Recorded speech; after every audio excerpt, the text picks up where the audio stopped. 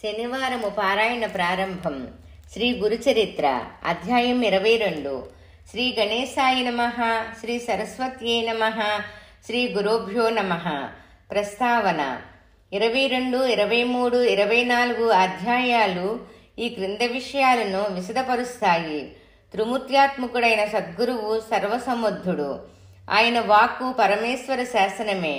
శ్రీ అక్కలకోట స్వామిలాగా శ్రీగురుడు కూడా మాట మాత్రం చేత ఒక గొడ్డుబర్రెను పాడిగేదెగా మార్చాడు. ఇష్టదేవతోపాసన సద్గురువును ఆశ్రయించడంతో కానీ సఫలం కాదని, సద్గురువు సకలదేవ స్వరూపమని, విశ్వరూపుడని శ్రీ సాయిబాబా జీవిత చరిత్రలాగా ఈ చరిత్రలోని త్రిముక్రముని అనుభవం తెలుపుతుంది. అంతేకాక ఇంకా ఈ క్రింది అంశాలు కూడా గమనించదగినవి. అతను వంటి సన్యాసులకు, పండితులకు కూడా ధర్మసూక్ష్మం తెలపవలసిన వాడు శ్రీగురుని వంటి సద్గురుడే. కుమసి గ్రామానికి ఆయనతో వచ్చిన రాజు పరివారము గొప్ప యతీసంగంగా దర్శనమిస్తారు. సద్గురు భక్తులైన సంసారులు కూడా అంతరంగములో నిష్కాములైన సన్యాసులే. సద్గురువును ఆశ్రయించిన సన్యాసులు కూడా ద్వంద్వాలను విడవని సంసారులుగానే ఉండిపోతారు. సన్యాసులు కూడా ద్వంద్వాలను విడవని సంసారులుగానే ఉండిపోతారు. కథారంభము.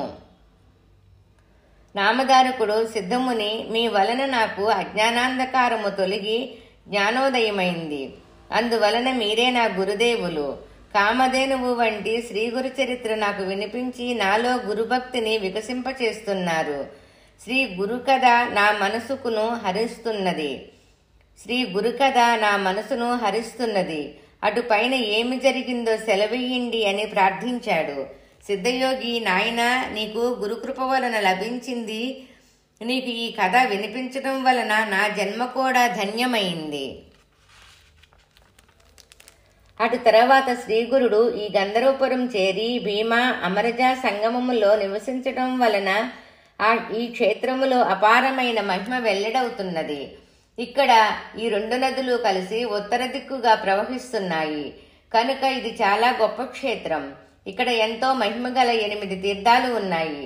ఇక్కడ కూడా శ్రీగురుడు అదృశ్య రూపంలో నిత్య నివాసం చేస్తున్నారు. ఆయన దివ్య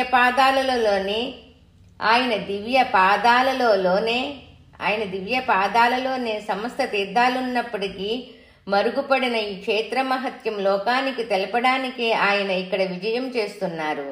ఆయన మొదట ఇక్కడ కూడా తమ మహిమ ప్రకటమవనీయక గుప్తంగా సాధు జీవితం గడిపేవారు. ఆయన సంగమం వద్ద అడవిలో సంచరిస్తూ దగ్గరలో ఉన్న గంధర్వపురానికి భిక్షకు వెళ్లేవారు. ఆ గ్రామములో సుమారు 100 బ్రాహ్మణ కుటుంబాలుండేవి. వారంతా వేదవిధులు. ఆ గ్రామములో గుణవంతుడైన ఒక పేద బ్రాహ్మణుడు ఉండేవాడు. అతని భార్య పతివ్రత. వారికి ఒక ముసలి గొడ్డుబర్రె ఉండేది. గ్రామంలోని రైతులు దానిని మట్టి, ఇసుక మొదలైనవి మోయించడానికయ్యి అద్దెకు తీసుకువెళ్తుండేవారు. అతడు యాయివారం భిక్షాటనతోనూ గేదెపై వచ్చు బాడుగుతోనూ జీవనం సాగిస్తుండేవాడు. అతడు యాయివారంతోనూ గేదెపై వచ్చు బాడుగులతోనూ జీవనం సాగిస్తుండేవాడు. శ్రీ నృసింహ సరస్వతి స్వామి తరచు వీరింటికి భిక్షకు వెళ్లేవారు. అది చూచి కొందరు గ్రామములో శ్రోత్రియులము, శ్రీమంతులము అయిన బ్రాహ్మణులము ఇంతమందిని ఉండగా ఈ సన్యాసి మన ఇండ్లకు భిక్షకు రాకుండా ఆ దరిద్ర బ్రాహ్మణుని ఇంటికే వెళ్లాలా? అక్కడ ఆయనకేమి దొరుకుతుంది అని విమర్శిస్తుండేవారు. కానీ శ్రీకృష్ణుడు కూడా దుర్యోధనుని వంటి రాజుల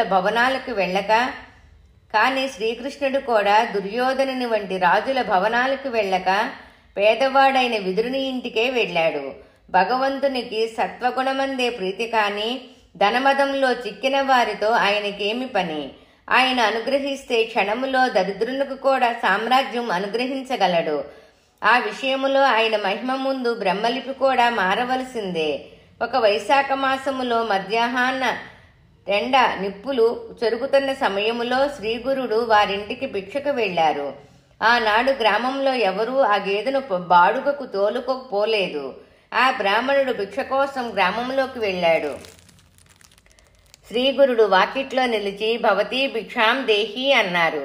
ఆ ఇల్లాలు నమస్కరించి, స్వామి, యజమాని యాయివారానికై గ్రామంలోనికి వెళ్లారు. వారు వచ్చే సమయమైంది. కోపగించక దయతో కొద్దిసేపు మీరి ఆసనం మీద కూర్చోండి అని పీట వేసింది. శ్రీగురుడు పీటపై కూర్చొని చిరునవ్వుతో, నీ భర్త వచ్చేదాకా ఆగడానికి సమయం లేదు. మాకు భిక్షే ఇవ్వనవసరం లేదు. నీ ముంగిట ఉన్న బర్రెపాలు కొంచెం ఇచ్చినా చాలు అన్నారు. అప్పుడామె, స్వామి, ఇది గొడ్డు బర్రె, ఒక్కసారైనా కట్టనూ లేదు, ఈననూ లేదు. ఇప్పుడు ఇదెంతో ముసలిది, పళ్ళు కూడా ఊడిపోతున్నాయి.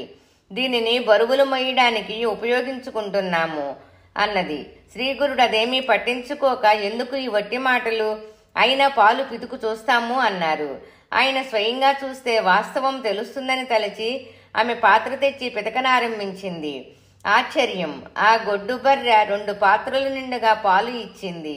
ఆ ఇల్లాలు ఆశ్చర్యపడి ఆ యతీశ్వరుడు సాక్షాత్తు పరమేశ్వరుడేనని తెలుసుకున్నది.